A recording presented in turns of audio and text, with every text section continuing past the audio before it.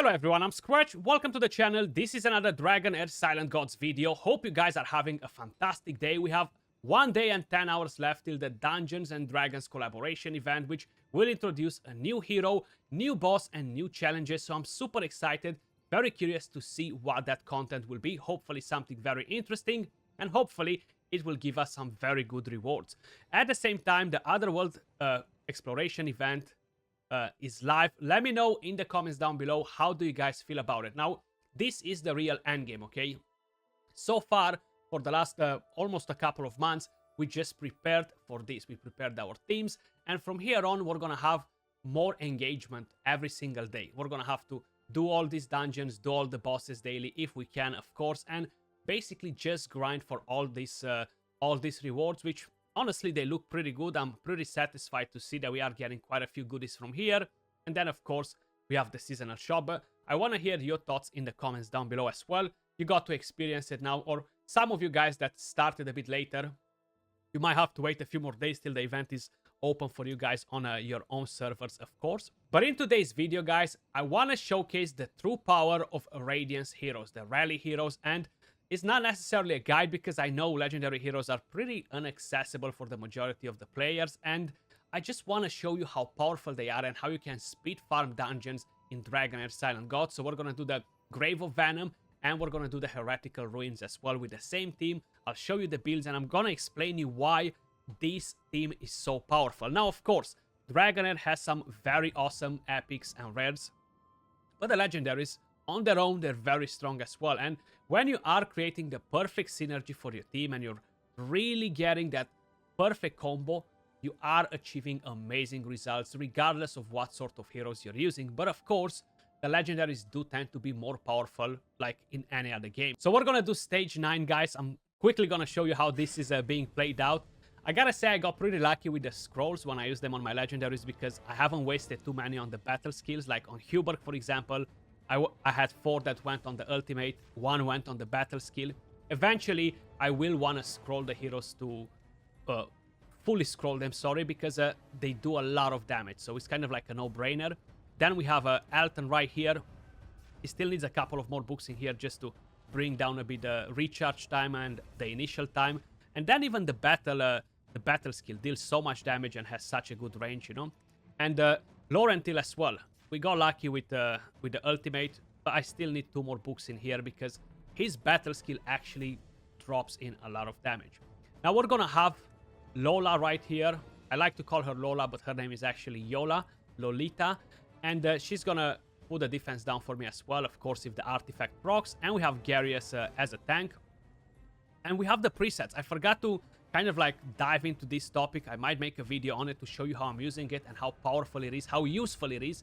Adjust the equipment plan to be able to have your load ups saved up, guys, is absolutely game changing. It's one of the best QOL features in the entire game. It's just amazing because you can constantly swap gear and just play around with it like this. You know, it's amazing.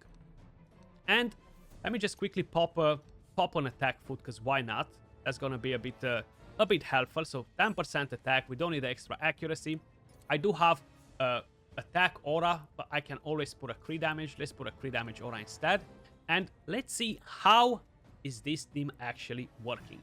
So for whoever is not familiar with all these champions, Laurentil, for example, buffs the entire team with a rally, and then we have Hubert, who deals insane damage, and Alton, who will deal insane damage as well once we're gonna have his skills fully scrolled, you know. But check that out, how we're melting the boss. Look at that damage, how quickly we are dropping the HP. Alton coming in with his skill now, triggering all the extra hits. So once we're gonna get to the second cycle, we're going to just completely melt that boss. I do have a preset as well to make sure that Yola is putting the defense down before my ultimate skill goes on basically, sorry. There we go. That was it, guys. Isn't this crazy, huh? And they are different rally heroes that can do it even faster in like 20 plus seconds, which is wow. So my best time is 33 seconds, and I'm roughly farming this in between 33 to 36 seconds, and it's amazing. Now, of course, it's not a necessity to have extremely super fast farming teams most of the time in the game, but every now and then we have the alliance events and other things that will reward you with a lot of points when you are speed farming dungeons, because that is affecting the amount of points that you're getting. But that's actually nuts. Look at the damage. So we have Elton with 18.7%, Huberg with 52.2%, and funny enough, if you're looking at the Laurentil, is 13.6%, which is pretty good damage as well all around, you know. And same with Lolita. They are doing insane damage. Let's do another run, then we're gonna move over to the next dungeon, and I'm gonna walk you after through their builds and everything else that you need to know, basically. Now, Darius needs to be pretty strong to survive all the hits, but he tends to be just fine even without decreased attack, you know. So we landed that defense down again, beautiful. Of course, the more crit hits we get as well, the better. My gear is still not at a perfect level where I have full crit rate on all of them and stuff. I'm just very unlucky with the drops, and I know a lot of you guys are in the same situation. I totally get that. It's so hard to get like an attack chest piece with the right substats and other things like that. Even faster this time around. We just completely melted that boss, man. 33 seconds again. So awesome stuff to see. And there we go. Talking about that, we actually got a nice pair of gloves. If we roll attack at the level 4 would be god roll. Perfect, you know, and hopefully we're gonna roll quite a bit of crit rate on here. Let's move over to the next dungeon, and we're gonna check the builds after. So Heretical Ruins, right? That's another dungeon where you do have the potential to farm pretty fast with this team. It's not very effective against other dungeons, unfortunately. I tried quite a few different combinations, but I was finding that I was getting clapped. So this is stage 9 as well. And I pretty much have the exact same team, just of course different positioning on the board here. We have the exact same aura. We're going to keep the crit damage one. That's the nice thing, that legendaries tend to have a nice captain aura that can be used in all battles most of the times, which is great, you know. It's very helpful to have that. So we're buffing with rally on all the heroes. We have that defense down, and now we're just melting that boss as well. Elton, come on. Elton tends to be a bit too slow, so if he would be a bit faster before the small phoenixes come to life, basically, we would melt the boss even more. So you're initially taking a hit. Then, of course, you're going to have Darius with the healing, which is going to be perfectly fine for you.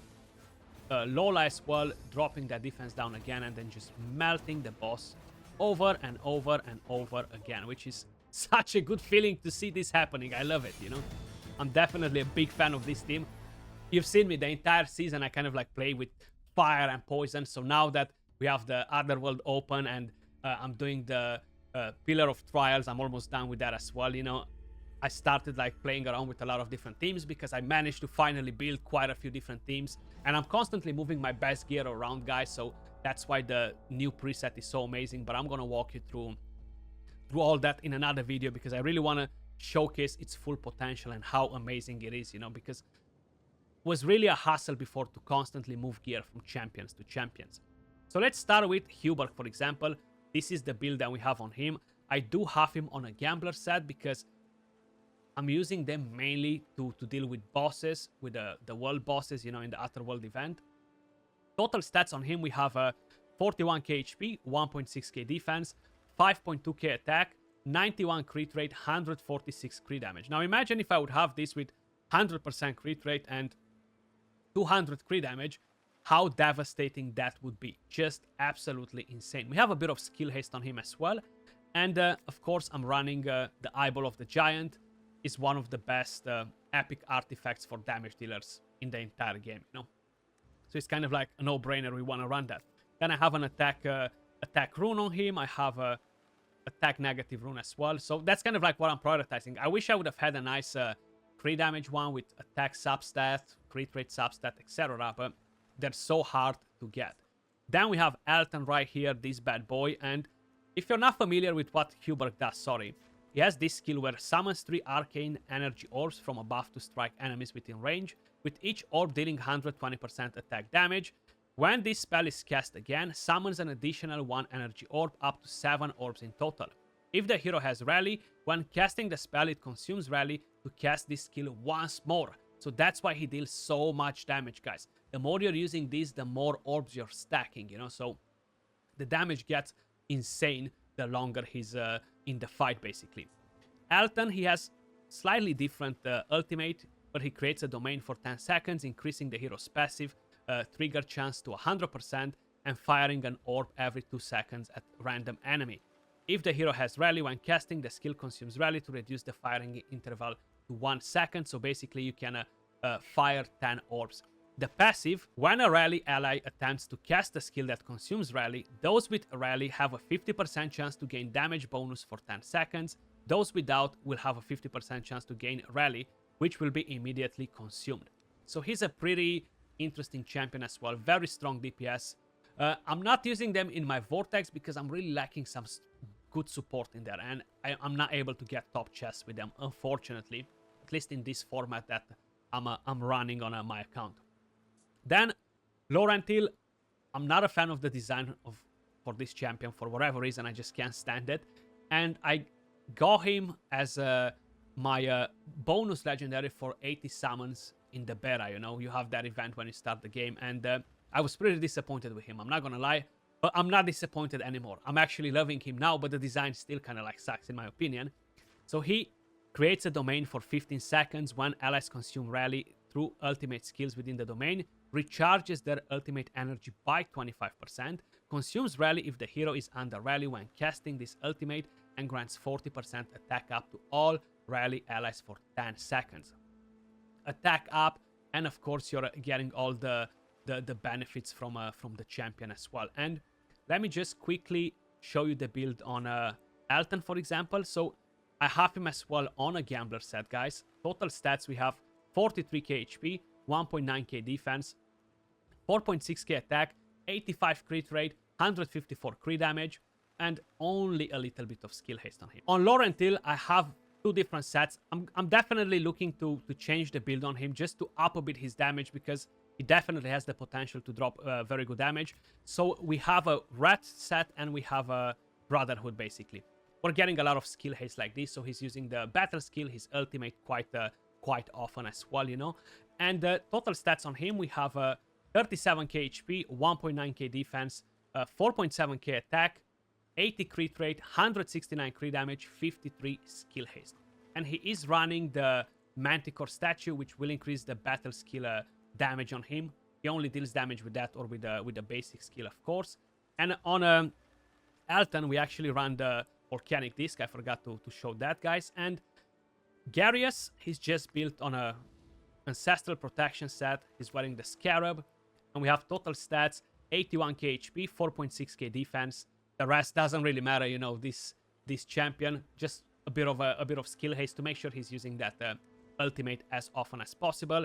And we have Lolita. She is on a gambler set as well. She can actually put in some serious numbers, and we do have the Witch's Remains on her because she's going to be the one that lands defense down. And total stats, we have 52k HP, 1.4k defense, 3.2k attack, 89 crit rate, 112 crit damage, 300 accuracy. She needs the accuracy, so I wanted to make sure I have the Witch's Remains on a champion that needs the accuracy anyway, and I'm not sacrificing damage from a different hero, you know. But this is the team, guys. Let me know in the comments down below, what do you think about the Radiance heroes? Are you a fan of them? What sort of heroes you got so far from this this element? And there are some very nice epics from here. And there are some very nice epics from this element as well, but they're nowhere as close as powerful as the legendaries. Hopefully you enjoyed the video, the showcase. Appreciate every single one of you guys watching. Much love, and I'll catch you all soon in the next video. Peace.